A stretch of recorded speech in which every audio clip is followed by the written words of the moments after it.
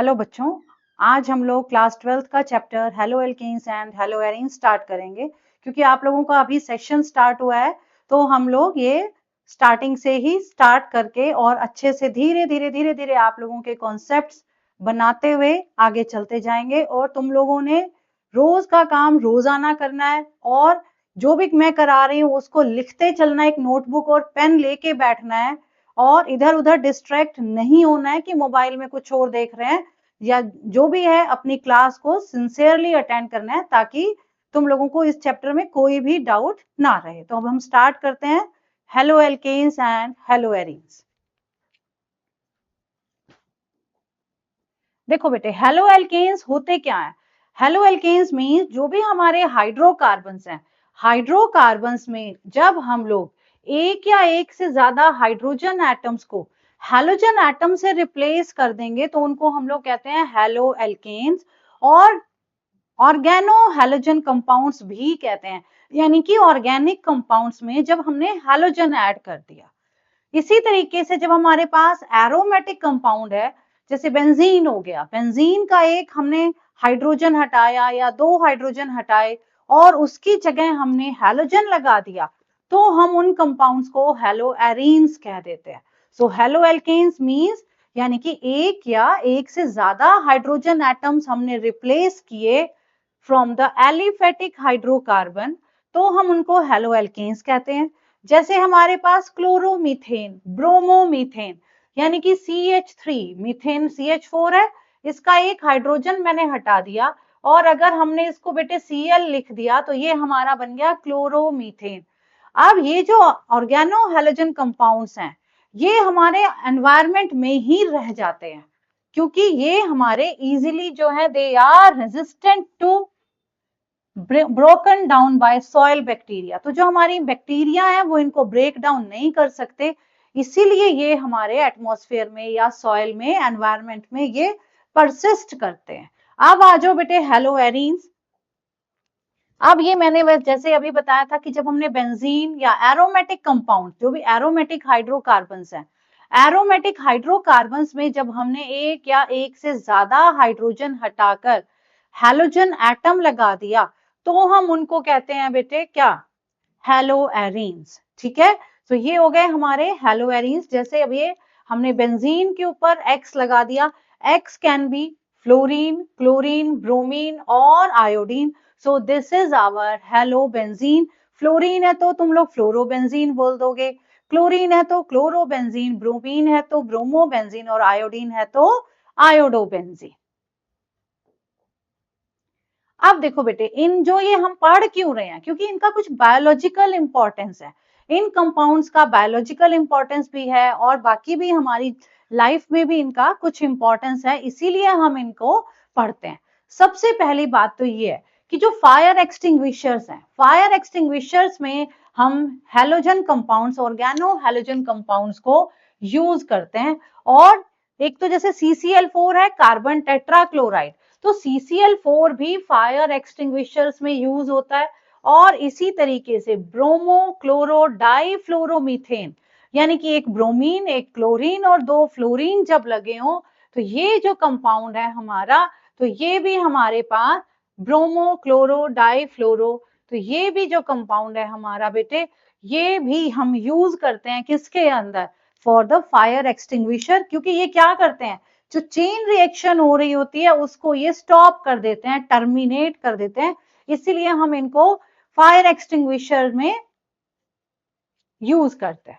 अब दूसरा है बेटे हमारे पास DDT। DDT तुम लोगों ने सुना ही होगा नाम। DDT क्या होता है? DDT का जो नाम है दैट इज डाइक्लोरो डाइफिनाइल ट्राइक्लोरोइथेन। ठीक है, अब जो ये हमारा DDT है ये एक इंसेक्टिसाइड है। पहले ये बहुत यूज होता था मच्छर वच्छर मारने के लिए, लेकिन ये क्या करता है ना बेटे, ये एनवायरमेंट में रह जाता है, बायोलॉजिकल मैग्निफिकेशन हो जाती है और इसके बहुत सारे साइड इफेक्ट्स और हार्मफुल इफेक्ट्स थे, इसीलिए DDT को अभी आजकल बैन कर दिया गया है। लेकिन इसका स्ट्रक्चर फिर भी एग्जाम में पूछ ही लेते हैं, तो पूछ लेते हैं तो हमको याद भी करना पड़ेगा। तो याद करना है तो देखो, ये हमारे पास होता है बेटे पैरा पैरा डैश, यानी कि दो बेंजीन रिंग हैं और दोनों की पैरा पोजीशन पे डाइक्लोरो, है ना, para para dash dichloro diphenyl. तो ये हमारे पास यहां हमने एक क्लोरीन लगा दिया इस बेंजीन के, सो 1 2 3 4 पैरा पे हो गया। फिर इसका इस बेंजीन का 1 2 3 4 यहां हमने एक क्लोरीन लगा दिया। और इथेन है ये, तो इथेन पे 3 क्लोरीन है, 1,1,1 ट्राई क्लोरो इथेन। तो ये हमारा 1 कार्बन पे, फर्स्ट कार्बन पे 3 क्लोरीन है और ये हमारा इथेन हो गया। तो ये हमारे पास डीडीटी का स्ट्रक्चर है, तुमको याद रखना है। यूज कोई पूछेगा तो भी हमने बताना है कि भाई डीडी को हम एज एन इंसेक्टिसाइड पहले यूज करते थे, अभी फिलहाल इसको बैन कर दिया गया, ठीक है। अब चलते हैं बेटे हम लोग आगे। गॉइटर, गॉइटर तुमने सुना होगा, मेरे ख्याल से 7th 8th क्लास से सुनने लगते हो, फिर 10th में भी पढ़ते हैं जब हम हॉर्मोन्स वाला चैप्टर कर रहे होते हैं। और बायोमोलिक्यूल्स अभी हम 12th में फिर से आगे पढ़ेंगे, वहां पे भी हम पढ़ेंगे goitre. So what is goitre? Goitre एक बीमारी होती है बेटे जिसमें गर्दन ना सूज जाती है, दैट इज स्वोलन नेक हो जाती है। अब गॉइटर होता क्यों है? गॉइटर होता है आयोडीन की डेफिशिएंसी से। अब आयोडीन की डेफिशिएंसी से क्यों होता है? क्योंकि हमारा जो थायराइड ग्लैंड है, थायराइड ग्लैंड में एक हार्मोन सिक्रीट होता है थायरॉक्सिन, और वो जो थायरॉक्सिन है हमारा हार्मोन, उसके अंदर होती है बेटे आयोडीन। तो इसीलिए जो गॉइटर है it is caused by the deficiency of iodine. तो इसीलिए जो हमारा नमक है, जो हम कॉमन सॉल्ट लेते हैं, उसकी ऐड आती है ना, तो लिखते हैं कि आयोडाइज्ड होना चाहिए नमक। तो आयोडाइज्ड इसीलिए कि अगर आयोडीन की डेफिशिएंसी हो जाएगी तो हमारे को क्या होगा? गॉइटर हो जाएगा। So this thyroxine is a hormone that contains iodine. अब है बेटे हमारे पास मलेरिया। मलेरिया जो होता है मालूम ही है तुमको, है ना। सो मलेरिया को कंट्रोल करने के लिए जो दवाई देते हैं ना, that is chloroquine. So chloroquine जो कंपाउंड है उसके अंदर क्या होता है बेटे? That also contains chlorine. So chloroquine is a compound containing chlorine, तो यूज हो गया। इसी तरीके से हैलोथेन, हैलोथेन जो है it is used as an anaesthetic agent during surgery. तो हैलोथेन को यूज करते हैं और इसके अंदर फ्लोरीन, क्लोरीन एंड ब्रोमीन सब होता है। अब आ जाओ क्लोरेमफेनिकोल। क्लोरेमफेनिकोल एक एंटीबायोटिक है, और एंटीबायोटिक कौन सी है? ये ब्रॉड स्पेक्ट्रम एंटीबायोटिक है। ब्रॉड स्पेक्ट्रम एंटीबायोटिक मतलब बेटे जो एक ही एंटीबायोटिक 2-3 बीमारियों के लिए यूज हो जाए, उसको हम लोग कहते हैं ब्रॉड स्पेक्ट्रम एंटीबायोटिक। अब जो ये हमारी ब्रॉड स्पेक्ट्रम एंटीबायोटिक है, it is used in the treatment of typhoid fever, और इसके अंदर भी क्या है बेटे? क्लोरीन होता है। तो हमारे हैलोजन कंटेनिंग कंपाउंड्स का बायोलॉजिकल और इंडस्ट्री में भी बहुत यूज है। दूसरा जैसे CCl4 है हमारा, फायर एक्सटिंग्विशर में तो यूज होता ही होता है, एज अ सॉल्वेंट भी यूज करते हैं हम लोग उसको। तो ये हमारे पास इनके कुछ कुछ यूजेस है। अब चलते हैं बेटे हमारे classification of haloalkanes and haloarenes. तो जो हमारे haloalkanes and haloarenes हैं, इनको जब हम क्लासिफाई करते हैं तो दो मेथड्स हैं। सबसे पहला है कि भैया कितने हैलोजन एटम्स प्रेजेंट हैं। तो हम number of halogen atoms present के बेसिस पे भी इनको क्लासिफाई कर सकते हैं। और दूसरा हमारा होता है कि जिस कार्बन पे हैलोजन लगा हुआ है उसका हाइब्रिडाइजेशन क्या है। So based on the hybridization of the carbon atom carrying halogen, तो number of halogens के basis पे हम इनको 3 classes में divide करेंगे। So depending upon the number of halogens, एक होंगे हमारे बेटे मोनो हेलोएल्केन या फिर मोनो हेलोएरीन। दूसरे होंगे जिनमें 2 हेलोजन लगे हुए हैं, दे आर डाई हेलोएल्केन्स और डाई हेलोएरीन्स। और तीसरे हैं हमारे पोली हेलोएल्केन्स और पोली हेलोएरीन्स। अब देखो मोनो हेलोएल्केन जैसे क्लोरोमीथेन, यहां हमने X लगा दिया तो ये हमारा हेलोइथेन हो गया। यानी कि जिनके अंदर ऐसे हेलोएल्केन्स या हेलोएरीन्स जिनमें एक हेलोजन एटम लगा होगा, दे आर मोनो हेलोएल्केन्स। अगर एल्केन है, हेलोएल्केन है, यानी कि एलिफेटिक कंपाउंड है। और अगर एरोमेटिक कंपाउंड है तो हम लोग उसको क्या बोलेंगे बच्चे? उसको हम लोग बोलेंगे हेलोएरीन। ठीक है, तो ये हमारे पास दो टाइप के हो गए जिनमें एक हैलोजन एटम है, तो उनको हम लोग कहेंगे halo alkane, mono halo alkane. तो ये हमारे पास मोनो हेलो एल्केन का एग्जांपल हो गया। This is cyclic compound not aromatic. ठीक है, तो यहाँ पे अगर मैं इसको बेंजीन बना देती हूँ तब ये हमारा क्या बन गया, हेलो बेंजीन बन गया। और ये हमारा बन गया बेटे क्या, क्लोरोइथेन, हेलोइथेन, यानी कि ब्रोमो क्लोरो कुछ भी। ठीक है, अब आ जाओ, अगर डाई हेलो एल्केन्स हैं तो जिनके अंदर दो हैलोजन एटम्स हैं they are dihaloalkane. और ये जैसे हमारे पास डाई क्लोरोइथेन हो गया 1,2, die chloroethane 1,2, die bromoethane 1,2, die आयोडोइथेन। ठीक है, तो यहाँ पे डाई हेलोइथेन हो गया। अब ये हमारा साइक्लिक कंपाउंड है, अब यहाँ पे भी हमने 1 और 2 पे लगा दिया। So this is our 1,2 dichloro या डाई हेलो साइक्लोहेक्सेन, ये इसका नाम हो गया। ठीक है, अब आ जाओ बेटे classification of dihaloalkanes. जो डाई हेलो एल्केन्स होते हैं ना बेटे, उनको हम फिर से दो क्लासेस में डिवाइड करते हैं। एक को हम कहते हैं विसिनल डाइहैलाइड्स और एक को हम लोग कहते हैं geminal dihalide. Now what are vicinal dihalides? Vicinal dihalides वो कंपाउंड्स हैं जिनमें क्या होगा बेटे, हैलोजन होंगे एडजेसेंट कार्बन एटम पे, तो और वो हैलोजन भी सेम होता है। ठीक है, सो दे आर कॉल्ड विसिनल डाइहैलाइड्स। और कॉमन नेम में विसिनल डाइहैलाइड्स का होता है एल्काइलीन डाइहैलाइड्स। ये तुमको ध्यान रखना है। What are they called? They are called alkylene dihalides in their common name system. ठीक है, अब दूसरे हैं बेटे हमारे पास जेमिनल डाइहैलाइड्स। तो जेमिनल डाइहैलाइड्स कौन से होते हैं? जेमिनल डाइहैलाइड्स मींस जिनके अंदर सेम कार्बन पे सेम हैलोजन लगे होंगे। So same halogen on the same carbon, तो दे आर जेमिनल डाइहैलाइड्स। और इनका जो कॉमन नेम है दैट इज एल्काइलिडीन हैलाइड्स। तो इनका नाम क्या है बेटे? Alkylidene halides. So they are alkylidene halides. और वो जो विसिनल थे दे आर एल्काइलीन हैलाइड डाइहैलाइड्स। ठीक है, तो ये हमारे पास इनके कॉमन नेम के हो गए। अब आ जाओ बेटे हमारे पास पोली हेलोएल्केन्स या फिर पोली हेलोएरीन, जिनके अंदर दो से ज्यादा हैलोजन एटम्स होंगे, उनको हम लोग कहते हैं बेटे पोली हेलोएल्केन्स या फिर पोली, अगर एरोमेटिक कंपाउंड है तो पोली हेलोएरीन। जैसे ये है हमारा, तो 1 2 3, दिस इज 1,2,3 ट्राइक्लोरोप्रोपेन या फिर ट्राई,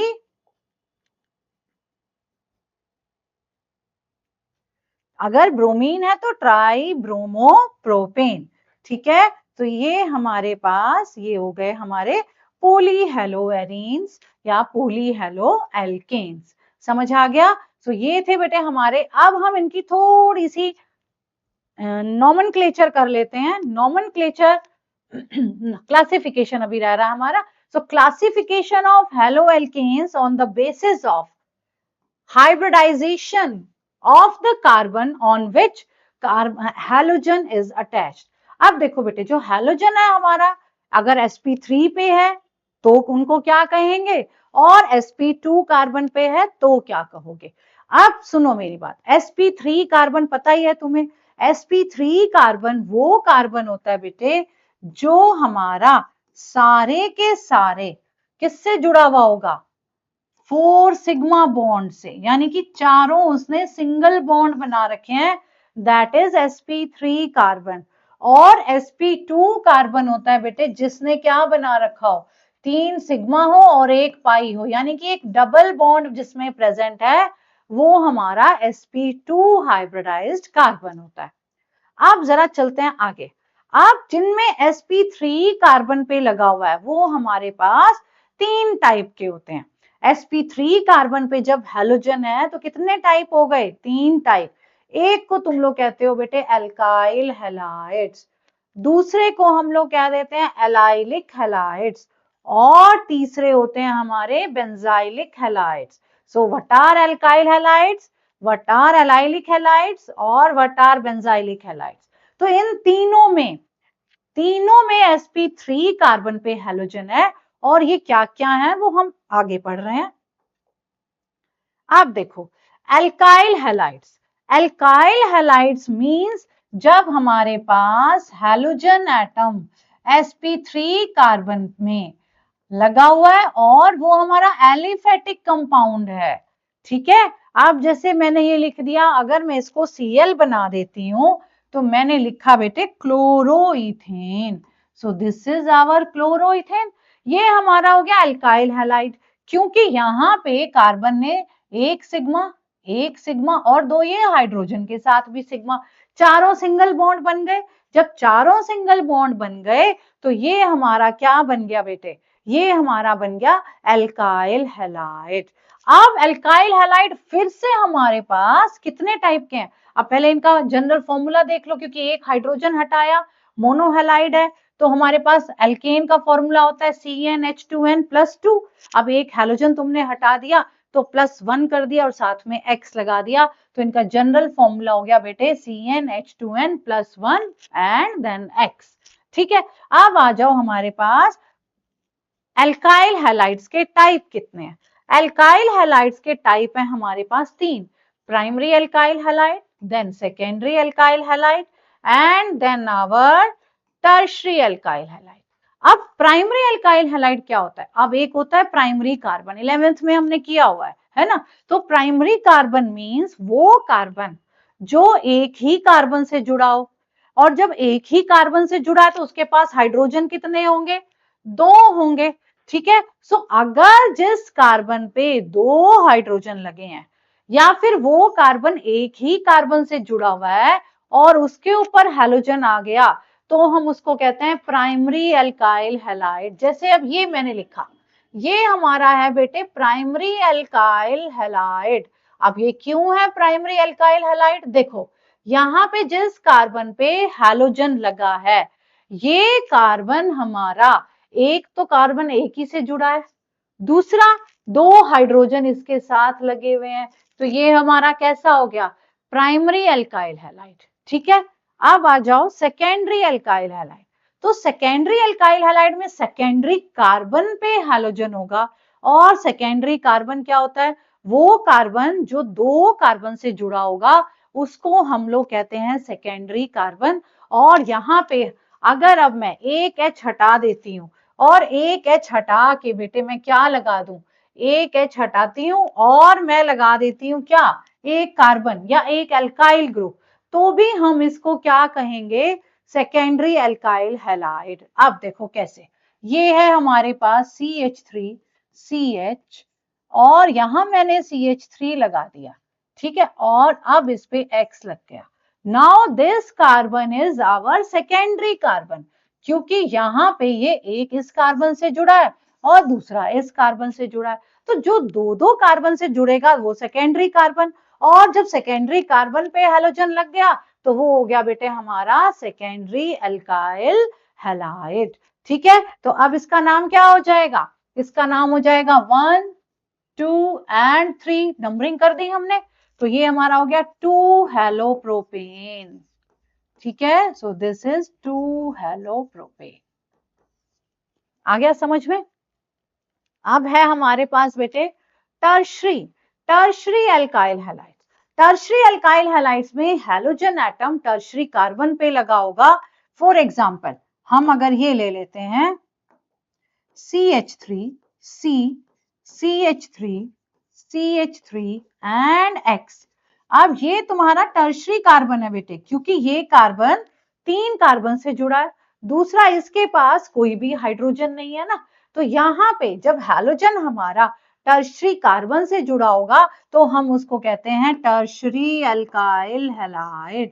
अब ये मैंने तो तीनों एल्काइल ग्रुप सेम लगा दिए हैं, बट ये जो तीनों एल्काइल ग्रुप हैं they can be different also, ये अलग अलग भी हो सकते हैं और सेम भी हो सकते हैं, समझ आ गया।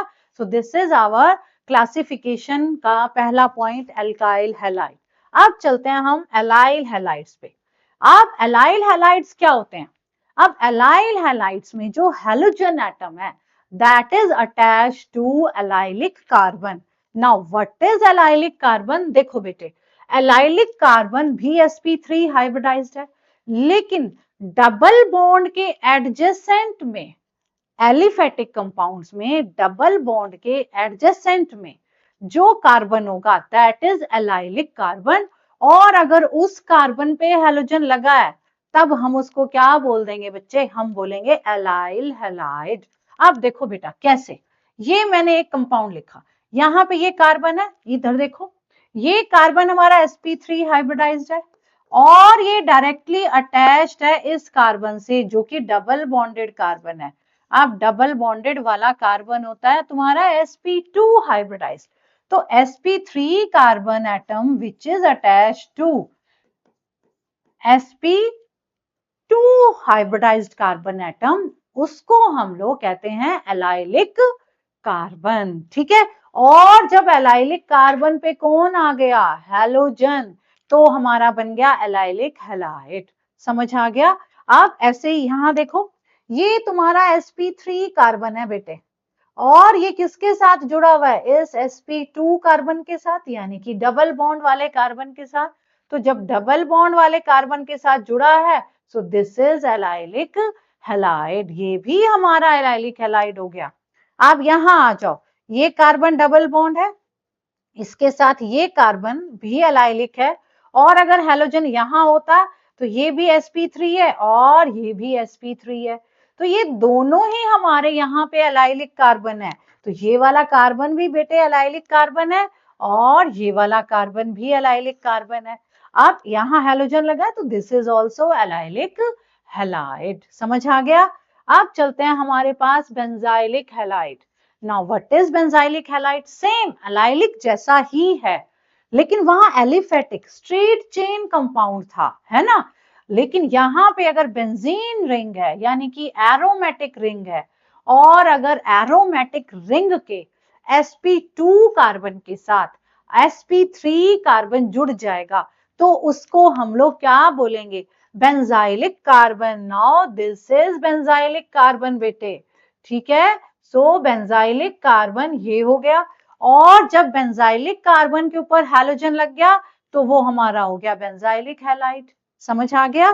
तो ये थे हमारे एलाइलिक। अब जैसे हमने एल्काइल हैलाइड को प्राइमरी, सेकेंडरी और टर्शरी में डिवाइड किया था, क्लासिफाई किया था, बिल्कुल ऐसे ही हमारे एलाइल हैलाइड और बेंजाइल हैलाइड ये भी हमारे प्राइमरी, सेकेंडरी एंड टर्शरी होते हैं। सो इनको भी अगर हमने क्लासिफाई करना है तो they are also of 3 kinds, 3 types, जिसके अंदर हम इनको प्राइमरी, सेकेंडरी एंड टर्शरी, और यहाँ पे भी हम इनको प्राइमरी, सेकेंडरी और टर्शरी 3 में डिवाइड कर देंगे।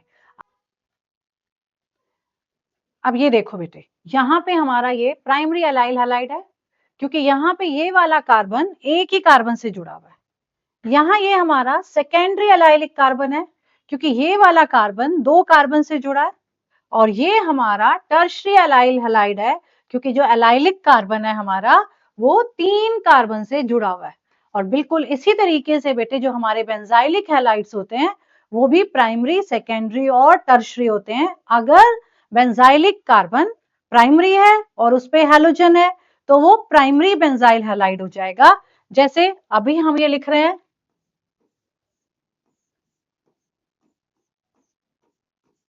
ये हमारा प्राइमरी बेंजाइल हैलाइड है। अब इसके एक H को हटा के अगर हम R ग्रुप लगा दें तो वो हमारा सेकेंडरी बेंजाइल हैलाइड हो जाएगा। ठीक है, ये हमारा सेकेंडरी बेंजाइल हैलाइड हो गया। और अब तीसरे हाइड्रोजन को भी अगर हम हटा के एल्काइल ग्रुप लगा देते हैं, यानी कि टर्शरी कार्बन उसको बना दिया, तो ये हमारा टर्शरी बेंजाइल हैलाइड हो जाएगा। तो इस तरीके से हमारे एलाइल हैलाइड्स और बेंजाइल हैलाइड्स दोनों 3 टाइप के होते हैं, प्राइमरी, सेकेंडरी एंड टर्शरी। तो अब बाकी का हम नेक्स्ट क्लास में करेंगे।